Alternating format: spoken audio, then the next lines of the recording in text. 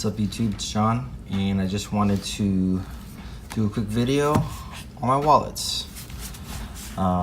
This will be quite an experience because I normally don't do stuff like this. I currently put everything in my hair tie type deal for the time being.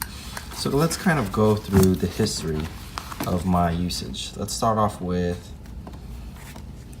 this one. So this is Kenneth Cole Reaction. It's kind of embossed right here. And it's like a billfold with like a flip out. I actually liked this because it had a very sleek form factor. For comparison, let's see. It's actually very, very small. Use that for a while. It's got, some very good wear through it. Maybe use this for a couple years. And then I kind of didn't like the leather because I just didn't like the way it distressed. Then I got this for Christmas one year. This is Nike branded, and it's like kind of canvasy or some sort of texture on the outside, and then it's a leather on the inside. This one, it's pretty basic billfold. 3 slots, no ID window, which I kind of like that. Then you got these 2 pockets right here, but you can see that this has gone through a lot. It's kind of being undone in the usual failure points. This was a good wallet. Then I got into minimalist wallets. This one was actually very highly rated on Amazon. This is the Radix one. This is pretty much as a card holder where you just kind of stuff everything in here. But look at the form factor on this. This is just really small, and I like that. Then these started getting really popular. These are like these credit card type pop-out things where you have this little hinge here, and then it fans out the cards, and then you can just pick them up. But the only problem with this is, obviously capacity. You can only hold, X amount of cards. And, it's very rigid, so it didn't really feel that good in the pocket compared to this because, these have give and stuff like that. And then this one I usually just kept in my front pocket with my keys and stuff like that. So you can see that there's a lot of like scratch marks and stuff like that on it. This one, it has very sharp corners, and I didn't want to put it with like in my front pockets because I don't want it to damage like my phones and stuff like that. So this one was actually short-lived. Then I got in a Herschel. Actually, this is probably the one that I kept. You see that? Old school Velcro.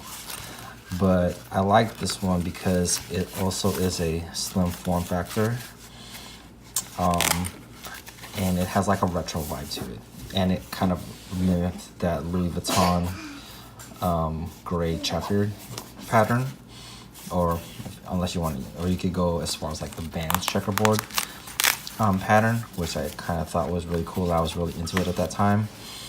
But I'm in my 30s, so something like this is probably not suited for my age. But hey, whatever. I thought it was cool. So during this phase, I asked my cousin to get me one from the Philippines. So I got this. Now, Louis Vuitton Paris. I'm not sure. I didn't really like it because how thick it is. Compared to what I've used in the past. Just look at the difference. This is just humongous. It has this extra flap for the windows, extra cards, and then you have like this coin purse for some weird reason. And it even has Louis Vuitton on the button here. Made in France. Totally fake, but it's all good. It's, I've never had a fake wallet. At least I don't think I have, but this one was the first one. And of course, it was an LV fake wallet.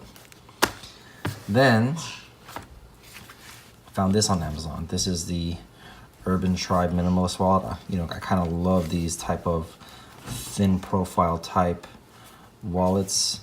This one is actually very very minimalistic. You know, you have your ID window here. Then you put, you know, your 2 cards here. Then you could just kind of find out and then take it out. Then you got these different slides, different pockets for cash, extra cards, receipts, what have you. But this is what I was currently using, or am currently using, because of the form factor. So it's just, you know, very small. Everything fits in a nice small package, and it was like this textured type of leather that you know, isn't as porous. So, you know, if it got like kind of dirty, you could just wipe it off with like a baby wipe. But you can see I've only had this for maybe 3 months. I bought this right before Thanksgiving, and you can see that the threading is already coming unloose. The sides are showing some wear. You know, I don't really baby a lot of my stuff, my EDC, so I'm kind of rugged. Or maybe this just doesn't hold up to that kind of daily abuse. But I still like this one. So during that time, I had another friend that did a vacation to Thailand and brought me back this. And I actually like this. This is a Fucci wallet, but I've always kind of liked this print and this you know, this red and green stripe. I don't think the real ones have this little logo here, but you know, I don't even know what real is.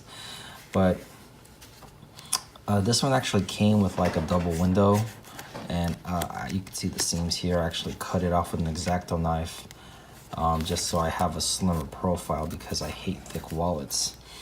But I actually really like this wallet. It looks nice. You know, it, you know, from far away, I mean, you know, quick glance, I mean, it looks nice, right? But I know it's fake. So, you know, it probably doesn't matter. You know, it's just about, you know, being into the designer names and stuff like that. You know, you get what you pay for. I mean, obviously, you can tell that the stitching is way off here. You know, I don't really care about that stuff, but I mean, everyone's like, why don't you just buy a real one, because you can afford it? I'm like, why are you messing around with all the fake stuff? So, you know, I thought about it, you know, and so that's how I arrived to this. So this is Louis Vuitton. On Thursday, you know, going back and forth, I've decided to give it a shot and buy a real luxury wallet. So this is my receipt. This was like the sample perfume that they were trying to sell me on. This is my receipt.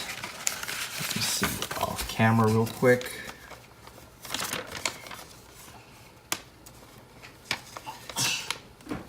So it actually smells very, very nice, because I left the card in there with it. But I bought it from the Topanga store. That's my name. This is how much it cost. $350 plus sales tax came out to $383. Pretty steep for a freaking wallet, but you know, everybody's like, you deserve it. You deserve it. Just get a real one. So I thought about it, but then I was back and forth. But then I was like, just try it out. You know, you always have 30 days to return it. So I took the plunge. So here we are. I'll do the unboxing with you guys. I mean, I've actually seen it already before. You know, they just packaged it for me, but I kind of wanted to go through it with you. It comes with this really nice drawer type box, blue ribbons all over, and I think the nice saleswoman that did this did the ribbon strap. But anyways, just put that off the bag. So here it is, Louis Vuitton dust bag. You probably already know by the size, but what this is.